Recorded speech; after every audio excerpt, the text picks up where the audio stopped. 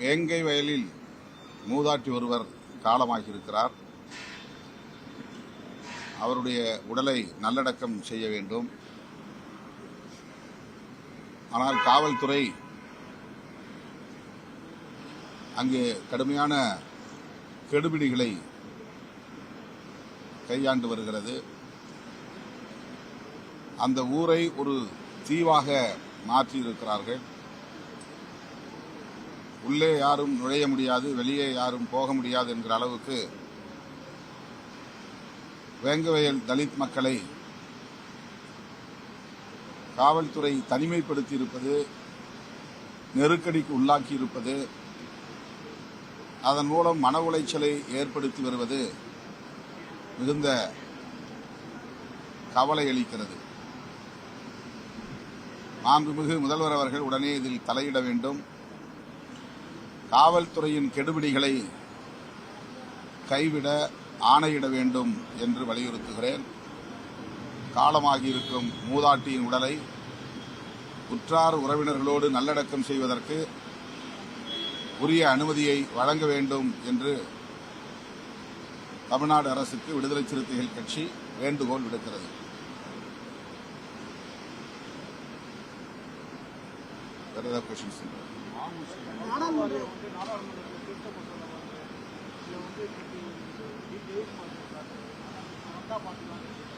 என்னது நாடாளுமன்றம்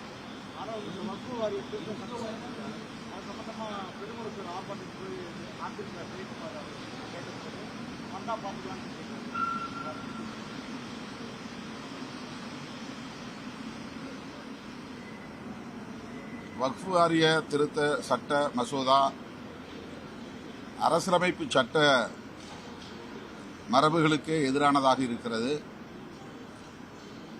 ஆகவேதான் அனைத்து எதிர்க்கட்சிகளும் அதனை அறிமுகப்படுத்துகிற போது கடுமையாக எதிர்ப்புகளை முன்வைத்தோம். அதன் அடிப்படையில் நாடாளுமன்ற கூட்டு நடவடிக்கை குழு அமைக்கப்பட்டது.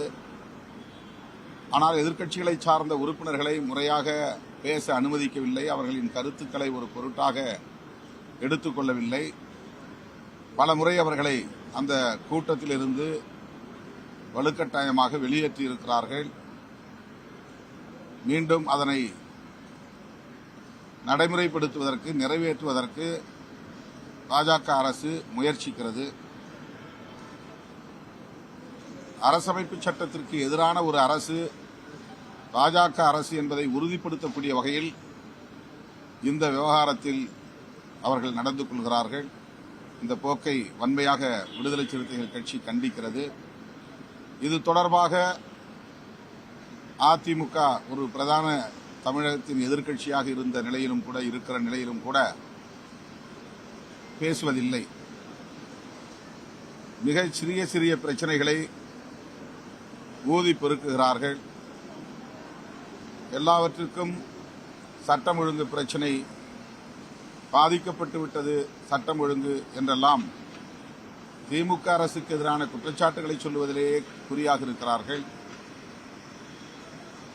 தேசிய அளவில் பாஜக அரசு வெகுமக்கள் விரோத நடவடிக்கைகளில் ஈடுபடுவதை கண்டிப்பதும் இல்லை, சுட்டிக்காட்டுவதும் இல்லை என்பது அதிர்ச்சி அளிக்கிறது. ஈரோடு கிழக்கு இடைத்தேர்தலில் கூட அவர்கள் போட்டியிடவில்லை என்பது அவர்கள் அரசியல் ரீதியாக எந்த அளவுக்கு வலுவிழந்து வருகிறார்கள் என்பதை உறுதிப்படுத்துகிறது. திமுக அரசை எதிர்ப்பது மட்டுமே தன்னுடைய செயல் திட்டமாக கொண்டிருக்கிற அதிமுக தேர்தல் களத்திலும் அதில் தீவிரம் காட்டியிருக்க வேண்டும். வெற்றியோ தோல்வியோ இடைத்தேர்தலை சந்தித்திருக்க வேண்டும். பாஜகவும் அதிமுகவும் ஒருமித்த முடிவை எடுத்திருக்கிறார்கள். இதன் மூலம் அவர்கள் வரவிருக்கிற சட்டமன்ற தேர்தலிலும் கைகோர்க்கப் போகிறார்கள் என்றுதான் தெரிகிறது. பாஜக,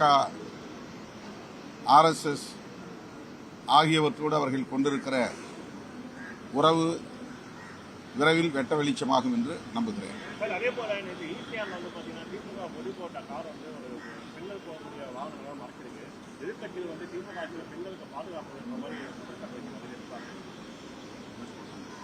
இல்லை, அது சம்பந்தமாக காவல்துறை ஒரு விளக்கத்தை தந்திருக்கிறது. சம்பந்தப்பட்டவர்களை கைது செய்வதற்கு தீவிரமான நடவடிக்கைகளை மேற்கொண்டு வருகிறார்கள். அவ்வாறு குற்றச்செயல்களில் ஈடுபட்டவர்கள் வண்டியிலே ஒரு கட்சி கொடியை கட்டியிருப்பதால் அதற்கு கட்சி பொறுப்பாக முடியாது. யாராயிருந்தாலும் அவர்கள் மீது கடுமையான நடவடிக்கை எடுக்க வேண்டும். காவல்துறை அதிலே மெத்தனம் காட்டக்கூடாது. அவர்கள் மீதான நடவடிக்கையை உறுதிப்படுத்த வேண்டும் என்று வேண்டுகோள் விடுக்கிறேன். ஆதவ் அர்ஜுன் மீது நாங்கள் ஒரு ஒழுங்கு நடவடிக்கையை மேற்கொண்டிருந்தோம். 6 மாத காலம் இடைநீக்கம் செய்திருந்தோம். பொதுவாக இடைநீக்கம் செய்யப்படுகிற காலத்தில் நடவடிக்கைக்கு உள்ளானவர்கள் பொறுமையாக இருந்து தலைமையை அல்லது ஒழுங்கு நடவடிக்கை குழுவை சந்தித்து விளக்கமளிப்பார்கள். பின்னர் கட்சியில் தன்னை சேர்த்துக் கொள்வதற்கான வேண்டுகோளை முன்வைப்பார்கள். ஆனால் ஆதவ் அர்ஜுன் அவர்கள் உடனடியாக கட்சியிலிருந்து வெளியேறுவதாக அறிவித்தார். பதவியிலிருந்து பொறுப்பிலிருந்து விலகினார். இப்போது தமிழக வெற்றிக் கழகத்தின் தேர்தல் வியூக வகுப்பாளராக பணியாற்றப் போகிறார் என்ற தகவல்களை ஊடகங்களின் மூலம் அறிய வந்தேன். அவருக்கு என்னுடைய வாழ்த்துக்கள்.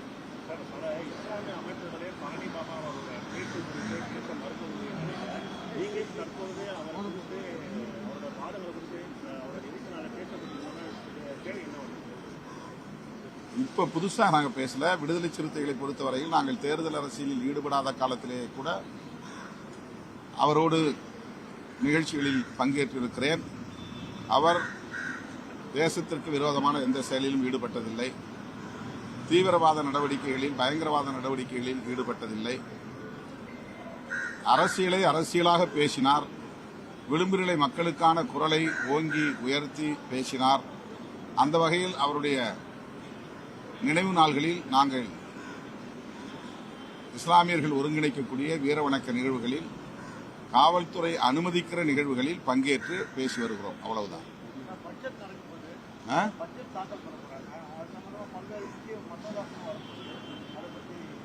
அது போன பிறகுதானே தெரியும் என்ன பண்ண போறாங்கன்னு தெரியும். எப்போதுமே வழக்கமாக தமிழ்நாட்டை வஞ்சிப்பார்கள். பாஜக அல்லாத கட்சிகள் ஆளக்கூடிய மாநிலங்களுக்கு ஓரவஞ்சனை செய்வது அவர்களின் வழக்கமான நடவடிக்கை. பட்ஜெட் தாக்கல் செய்த பிறகுதான் அதில் உள்ள விவரங்கள் நமக்கு தெரியும். அதன் பின்னர் எதிர்வினை ஆற்றுவோம்.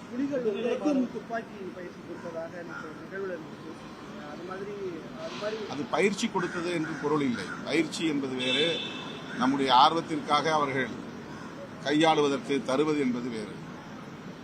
கடற்படை புலி தளபதி சூசை அவர்களை நாங்கள் சந்தித்த போது அங்கையர்கண்ணி என்கிற படகிலே கொஞ்ச தூரம் நாங்கள் கடலில் பயணம் செய்தோம். அப்போது அந்த வண்டியில் இருந்த ஆயுதங்களை கையாளுவதற்கு நாங்கள் ஆர்வம் காட்டினோம் என்பதைத்தான் சொன்னேன். வழக்கமாக விடுதலை புலிகள் தமிழ்நாட்டிலிருந்து வரக்கூடியவர்களை வரவேற்பதும் அவர்களின் ஆர்வத்திற்குரிய மரியாதையை தருவதும் அவர்களின் நடவடிக்கைகளும் செயல் திட்டங்களும் ஒன்றாக இருந்தது. ஒரு முறை நான் 1 வாரம் தங்கியிருந்தேன். இன்னொரு முறை 20-30 நாட்கள் தங்கியிருந்தேன். எல்லா இடங்களுக்கும் அதற்கென்று தனி பொறுப்பாளரை நியமித்து அழைத்து சென்று முக்கியமான தளபதிகளை எல்லாம் சந்திப்பதற்கான ஏற்பாடுகளை செய்தார்கள். இது அவர்களுடைய நம்மீது வைத்திருக்கக்கூடிய உணர்வை வெளிப்படுத்தக்கூடிய ஒன்று. அவ்வளவுதான். நம்மீது வைத்திருக்கிற நம்பிக்கைக்கு ஒரு சான்று. மற்றபடி அதில் நாம் பெருமைப்பட்டுக் கொள்வதற்கு அல்லது அதை ஒரு செய்தியாக்கி அரசியல் செய்வதற்கு ஏதும் இல்லை.